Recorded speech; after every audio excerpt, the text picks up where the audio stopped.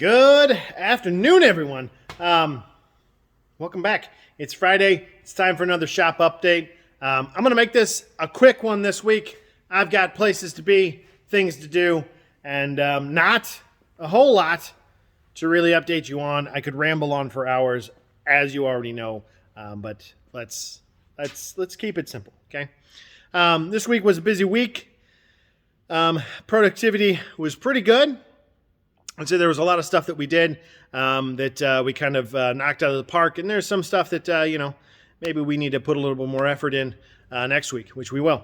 Got rid of a few cars out of the parking lot, which is good. It's always good to clear out some of the old projects that you're just not touching. Move them on along to somebody else who can get to them. It's been a tough one. So let's sit back. All right, get yourself a snack, cold beverage. Let's talk about some cars here real quick. Let's start on with the green TR3. I know I said last week that this probably won't be here this week. And if you doubt that, go back and watch the previous video and you'll see that I said that. And then you can like that video, and then you can come over here and you can like this video, and then you can subscribe to the channel and you can click the notification icon, and everyone will be happy. Won't it be great? TR3 here. We kind of bounced it off. The guy who brought it in for us to work on, he's a good friend of ours. He runs another shop. We told him what was wrong with the car. The carburetor, the intake manifold really wasn't on the engine. That's why he couldn't get it to run. We said, hey, if you want to come by, save yourself a couple bucks. Why don't you come on by and you put the manifold on there correctly? Turns out, apparently, he had hired somebody new, and I don't know. Maybe they just weren't that familiar with this car. I don't know, but apparently it was somebody else in the shop that did it. Totally understandable. I get it. So we offered him, hey, why don't you swing by, you put the manifold on, and then we'll take care of the rest of the stuff that he's asked us to do real quick. He hasn't been by yet. I'm hoping he's by next week. If he's not here by Wednesday, Thursday next week, I think I'm just going to tackle fixing that manifold issue real quick and then knock out the rest of the stuff.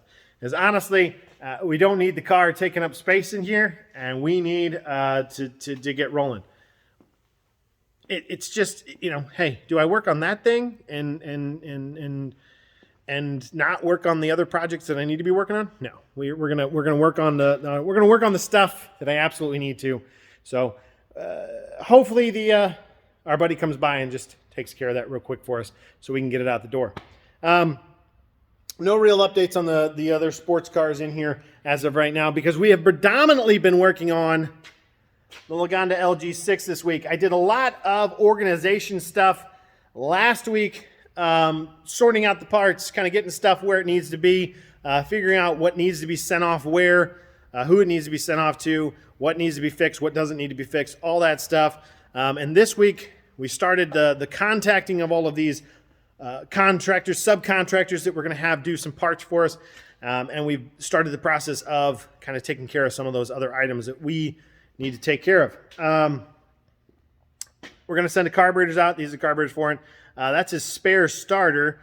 That is a Rotax starter, which is a common starter for 30s era British cars. Not everything was Lucas. Some stuff was made by other companies. The new starter that he has, new to him, it is a rebuilt starter from the Lagonda Club over in the UK.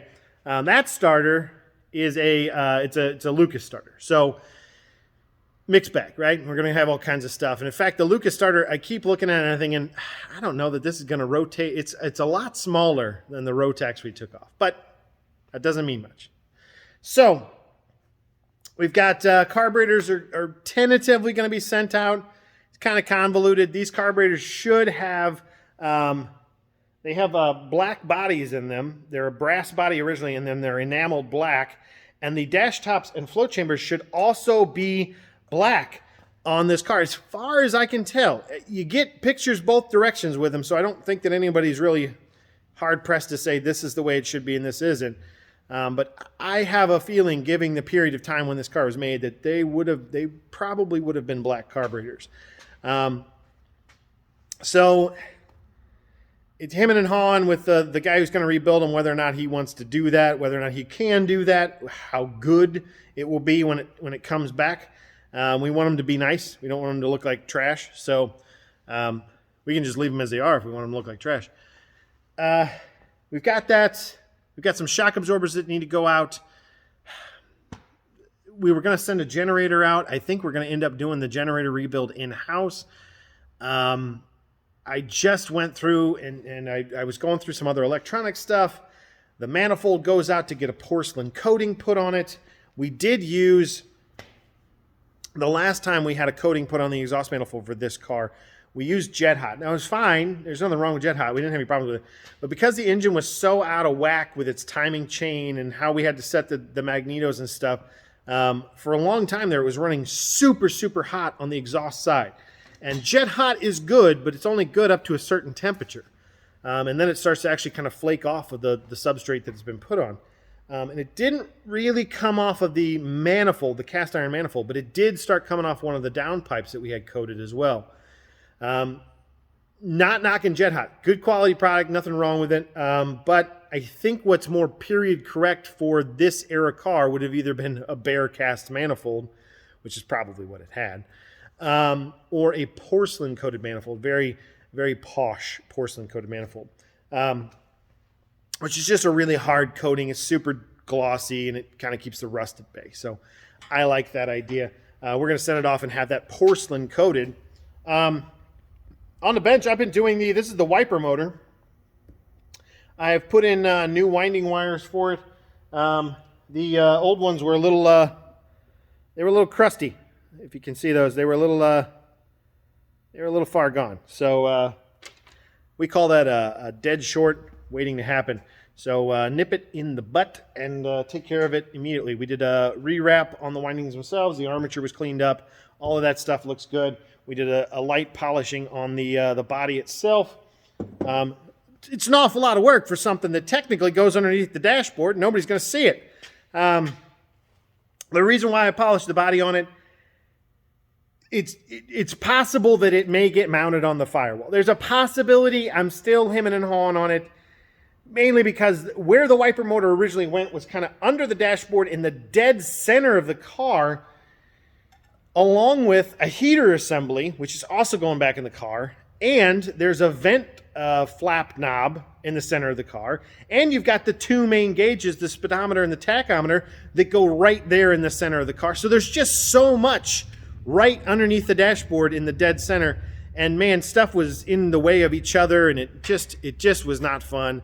I kind of don't want to bounce back to doing it that way. So we'll see. We'll see if I can find a better home for it. Maybe move it off to the side or something like that. We'll see what we can do, and we'll get that squared away.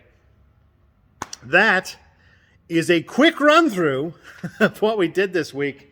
And we will get back on some kind of regular scheduled programming here soon with some of the other cars. But we'll keep on trucking with this one. We don't have a lot of time. That clock is ticking on this car, so we need to get hauling butt with it. I don't mind working in a stress-filled environment of deadlines, but I don't want to do it for 4 months straight. I don't want to do that. So we'll get cracking on stuff though. So that's all I have for this week. I hope you have a lovely weekend. And for some of us, it's a long weekend, 3-day weekend. So I hope everybody gets to enjoy that extra day. And I will talk to you all next week. So see you around. Bye.